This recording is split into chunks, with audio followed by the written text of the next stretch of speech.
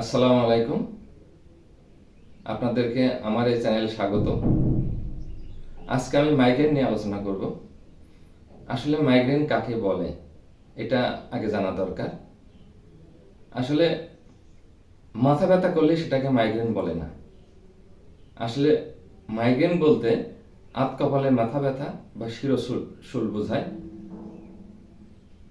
একটা হচ্ছে সাময়িক মাথা ব্যথা, যেমন কেউ রোদের তাপে গেছে, সেই কারণে তার মাথা ব্যথা হতে পারে, বা কেউ অতিরিক্ত ঠান্ডায় গেছে, ঠান্ডা আবদ্ধ হয়ে তার মাথা ব্যথা হইতে পারে।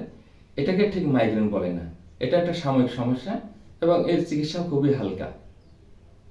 কিন্তু মাইগ্রেনটা কি, যেটা সহজে আরোগ্য হতে চায় না।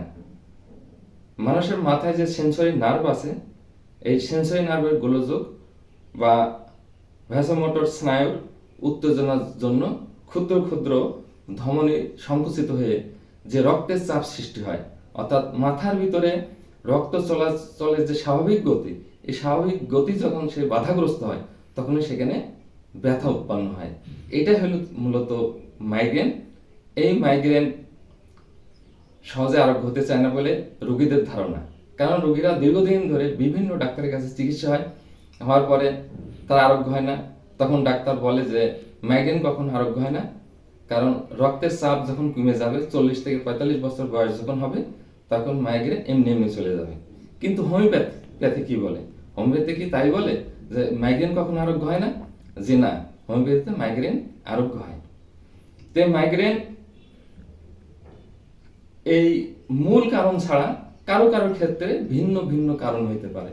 যেমন কখনো কখনো মানসিক দুশ্চিন্তা, তারপরে পাকাশয় গোলযোগ অর্থাৎ পেটের গোলযোগের কারণে কারো কারো মাথা ব্যথা করে।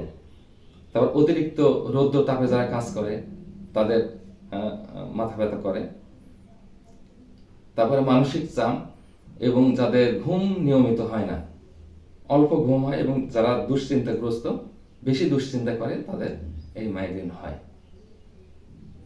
তো এই মাইগ্রেন কিভাবে আরোগ্য হবে, এটা হলো মূল বিষয়। তো হোমিওপ্যাথিতে মাইগ্রেন আরোগ্য হওয়ার কারণটা কি? এর কারণ হচ্ছে যে রোগ যে লক্ষণ নিয়ে আসে, হোমিওপ্যাথি ঔষধের ভিতরে এই ওই রকম সদৃশ্য লক্ষণ বিশিষ্ট ওষুধ রয়েছে, এবং হোমিওপ্যাথিতে অনেক মাইগ্রেনের ওষুধ রয়েছে। আমি আজকে এই মাইগ্রেনের কয়েকটা ওষুধ নিয়ে আলোচনা করব। যেমন স্পাইজেলে একটা ওষুধ, যাদের ডান পাশে মাথা ব্যথা করে, রৌদ্রে গেলে মাথা ব্যথা করে, যারা একেবারে রৌদ্র সহ্য করতে পারে না, এবং এই মাথা ব্যথা এত তীব্র হয় যে তার বমি ভাব চলে আসে, সে কোনো শব্দ সহ্য করতে পারে না, কোনো গোলযোগ এবং আলো সহ্য করতে পারে না, তাদেরকে যদি স্যাঙ্গোনিয়ারিয়া ব্যবহার করা যায়, অর্থাৎ স্যাঙ্গোনিয়ারা শক্তি যদি তাকে স্যাঙ্গোনিয়ারিয়া পোটেন্সি ওষুধ খাওয়ানো যায়, তাহলে এই মাইগ্রেন স্থায়ীভাবে তার চিকিৎসা হয়। আবার কারো কারো বাম পাশে মাথা ব্যথা করে, রোগী এসে বলে যে আমার বাম পাশে খুব ব্যথা করে। এই বাম পাশে মাথা ব্যথা কোন ওষুধের লক্ষণের ভিতরে আছে সেটা আগে দেখতে হবে। তো স্পাইজেলা নামে একটা ওষুধ আছে হোমিওপ্যাথিতে।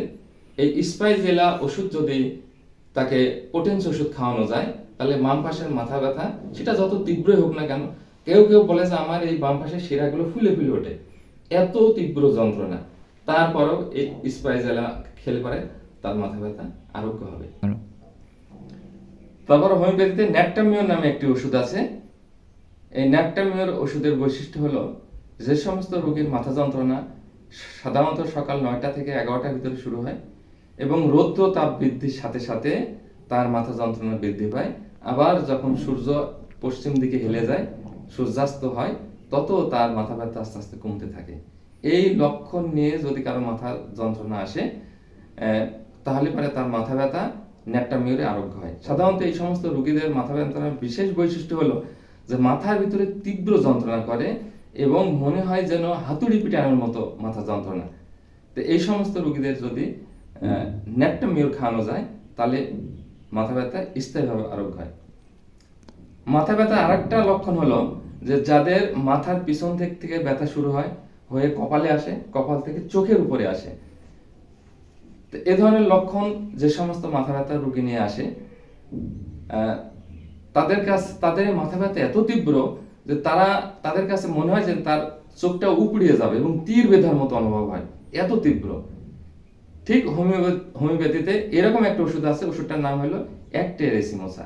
এই অ্যাক্টিয়া রেসিমোসা ওষুধের বৈশিষ্ট্য হলো এটা, যে যাদের তীব্র মাথা ব্যথা, যাদের মাথা ব্যথা কপাল থেকে চোখ বরাবর আসে, এবং সে ব্যথা যত তীব্রই হোক না কেন, এবং তা যদি চোখ ছিঁড়ে যাওয়ার মতো, চোখ উপড়ে যাওয়ার মতো অনুভব হয়, তাও এই অ্যাক্টিয়া রেসিমোসায় এই মাইগ্রেন বা মাথা ব্যথা আরোগ্য হবে। এটা বহু পরীক্ষিত, এবং হোমিওপ্যাথিতে মাইগ্রেন রোগ যে লক্ষণ নিয়ে আসুক না কেন তা আরোগ্য হবে। এবং মাইগ্রেনের অনেক ওষুধ আছে, আরও লক্ষণ বিশিষ্ট যে সমস্ত ওষুধ আছে সেগুলোর জন্য আরও অনেক, প্রায় 20 থেকে 25টা মাইগ্রেনের ওষুধ রয়েছে হোমিওপ্যাথিতে। সুতরাং যে লক্ষণ নিয়ে রোগী আসুক না কেন তা হোমিওপ্যাথিতে আরোগ্যযোগ্য। এবং আমি আমার চিকিৎসা জীবনে আমি অসংখ্য মাইগ্রেন রোগী চিকিৎসা করেছি। কেউ 10 বছর, 15 বছর, 20 বছর ধরে মাথা যন্ত্রণায় ভুগছে, এমন রোগী আমি চিকিৎসা দিয়েছি, তারা আরোগ্য হয়েছে। কারণ হোমিওপ্যাথিতে সদৃশ্য বিধানের যে চিকিৎসা, অর্থাৎ রোগ যে লক্ষণ নিয়ে আসে ওই লক্ষণ বিশিষ্ট যে হোমিও ওষুধ আছে, সেই ওষুধ যদি সূক্ষ্ম মাত্রায় প্রয়োগ করা যায় তাহলে রোগ স্থায়ীভাবে আরোগ্য হবে। আমার এই ভিডিওটা দেখার জন্য আপনাদেরকে